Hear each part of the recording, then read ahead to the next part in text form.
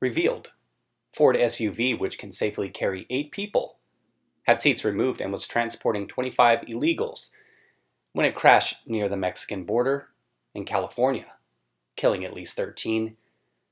The reason why I decided to talk about this story, just in small part, was I saw this in the morning on Tuesday, but then on the local news later in the day, all they said was there was a crash that killed, I think they had 11 as the body count at that time, but they didn't make mention of anything else. It was a short segment on the news, perhaps about a minute to 2 minutes long, and having seen this previously, I obviously knew what the contents of the vehicle were, but not a single time was it mentioned what they were or what was inside that vehicle. If you're somebody who hears simply that there's a vehicle, and they showed it, the SUV, carrying 30 people, something goes off in your head because you know that not under normal circumstances would 30 Americans pile into an SUV. So you can make certain deductions based on what you saw. But I just found it interesting that the news itself didn't report what was actually going on. The Imperial County Fire Department was called to a mass fatality incident just after 6:15 on Highway 115 in Southern California this morning. A Ford Expedition SUV was driving westbound on Norrish Road when it traveled in the direct path of a big rig truck headed northbound on 115. Officials say the vehicle was carrying 25 passengers, but only equipped to seat 8. Seats had been removed from the back of the SUV so that more people could be crammed in. Reports claim that the Border Patrol sources say the people in the SUV were all illegals. The Mexican consulate confirmed that at least 10 Mexican nationals died in the crash. It included the 22-year-old man driving the SUV who was from Mexicali. And believe me, once you see these photos, you'll get it. You'll understand why there was so much loss of life here. The 69-year-old semi-driver from Centro, California, was also taken to hospital for his injuries. 5 others were airlifted to a nearby hospital, 3 of whom are now in intensive care. Victims were flung from the crowded car, which can normally only safely hold 8 people, onto the road, authorities said. I don't know if they were cut out or removed. I'm not sure. But they were not in the vehicle. He's talking about the seats here, said California Highway Patrol Chief Omar Watson of the SUV's back seats. What it indicates is that there were not enough safety belts for the passengers. Exactly, you figure there weren't any. The driver of the Expedition, a 22-year-old Mexican national from Mexicali, was among those killed. And we're getting to the photo here. It is not yet known why he drove into the intersection in front of the semi-truck, and if he had stopped at the stop sign or if the vehicle was registered to him. So there you see the photo there, and this photo actually doesn't do it justice. Let me get a better photo. There's another one. That's not it. All right, that's a photo I was looking for, and that gives a little bit more of an idea of the severity of it all. And obviously big rig versus SUV, you know who is going to lose in that situation. Look at this. An activist laid tributes to the 13 victims of the crash near the scene on Tuesday evening. Word sure spreads fast, doesn't it? Oh, look at here. U.S. Murder Patrol. And it looks like it's a picture of, I can't tell, maybe that's somebody in law enforcement, but he's got a devil tail and a pitchfork. Yeah, the individuals who had no involvement in this are to blame. Not the driver, not the illegals themselves, not the coyotes, not the smugglers, but it's the law enforcement individuals or whomever he's mocking here, an activist. That's what he does for a living. Here's an aerial of the accident. This gives you a better idea of how it went down. You can see the skid marks here, and then the final resting place of the car here. So the SUV would have been right here at this stop sign, and the big rig would have been coming this direction, right? Right as they pull out, boom, smacked it. And then you can see how the car gets drug here and then spins out to its ultimate resting place right here. So understandably, assume the impact happened right about here, because you can see the skid marks here. Now, obviously, we don't know if these are from this big rig, but let's just assume they are. The impact happens here. Instantly, the driver was probably dead. And then other bodies would have just been thrown out of the vehicle all over in this area. You see debris all over here. Authorities said in a press briefing on Tuesday afternoon that many of the passengers of the SUV did not speak English, and they had not provided further information on what caused the crash.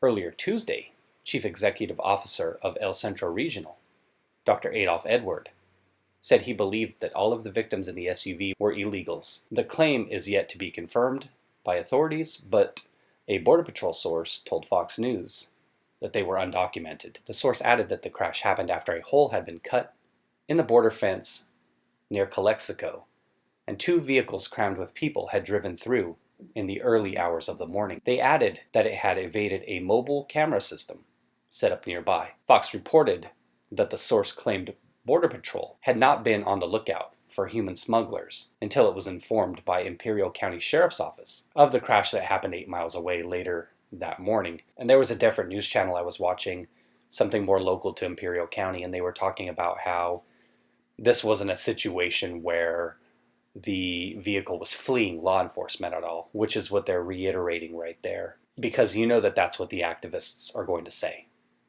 Even if there was a cop within a 20-mile radius of this vehicle, they're going to say, well, that's why the illegals ran the stop sign. It's the cops' fault. It's the murder patrol. 12 people were found dead at the scene of the crash, including the driver of the Ford, and another victim arrived after arriving at El Centro Regional Medical Center. CHP Chief Omar Watson said in a press briefing on Tuesday afternoon, an area hospital had said initially at least 15 people had died, but CHP later clarified the numbers. Several other passengers of the SUV were also hurt, all aged between their early 20s and their 50s. Be interesting to see what happens to the survivors, about half of them. So I guess from a smuggler's perspective, or I guess not to make light of death, of course, if you were a baseball player and you went 12 for 25, you'd make the Hall of Fame easily. You'd be hitting 480. Well, I guess in this case their batting average was 480, so I guess maybe the human smugglers or traffickers can tout that.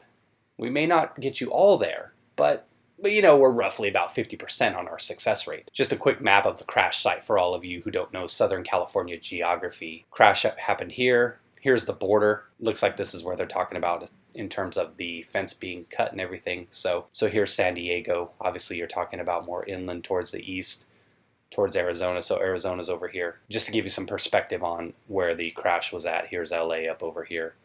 And then here's me somewhere around in here. Aerial shot here. Oh, here you go. Here's more of a close-up of that flyer. So it's U.S. Border Patrol. I couldn't tell earlier, but it's Border Patrol. He's a devil with a cross. What is this? Something about migrante. Something April 10th at 11 a.m. What's going on April 10th? Let's get into some comments. I think we know what they're going to say. I think it's going to be something about illegals and Biden's America, maybe. How'd they get the roadside crosses up so fast? Interesting. That's what I said. How did they even know quickly? A Twitter account? Is there some illegals Twitter? I don't know. Biden continues to break federal laws with his open border scheme. There you go. These horrible incidents are the result of our government incentivizing illegal immigration and being totally underprepared to handle the overwhelming influx of undocumented migrants. Shame on the new DHS director who proudly proclaimed that there was no border crisis, only a challenge. Tell that to the 13 souls who lost their lives trying to get to a better place. For them, it was worse than a crisis. Biden importing low IQ voters faster than you could say Uncle Joe. I hold Joe's open door policy responsible. Good job, big guy. This should be the result of every person trying to illegally get into the, let's not go there. Good job, Joe. This is what happens when you open the floodgates. Dream Mobile, Biden's America. Thanks, demo rats. The flyers don't make sense. All right, everybody, that's the story. Just wanted to talk about that a little bit and talk about how it's interesting that some media outlets choose to report things a certain way and some choose to report the facts. The facts are the facts, right? How hard is it to put out factual information? Extremely difficult in this day and age, I guess. There's no harm in telling people what they are, where they're from. The tragedy is still the tragedy, and it's unfortunate that these individuals lost their lives, that's for sure. You can obviously say if there were stricter border enforcement, if there weren't incentives, that you wouldn't have those individuals here. And I 100% agree with that, obviously. But let's keep in mind that both parties benefit from this type of stuff here. And we're talking about politically, on the corporate level. Both sides benefit from this. One side more so than others, of course, but having a permanent serf class to do the dirty work, both sides, their political elites benefit from this. Take care, everybody. Thanks for watching and be well. Buckle up.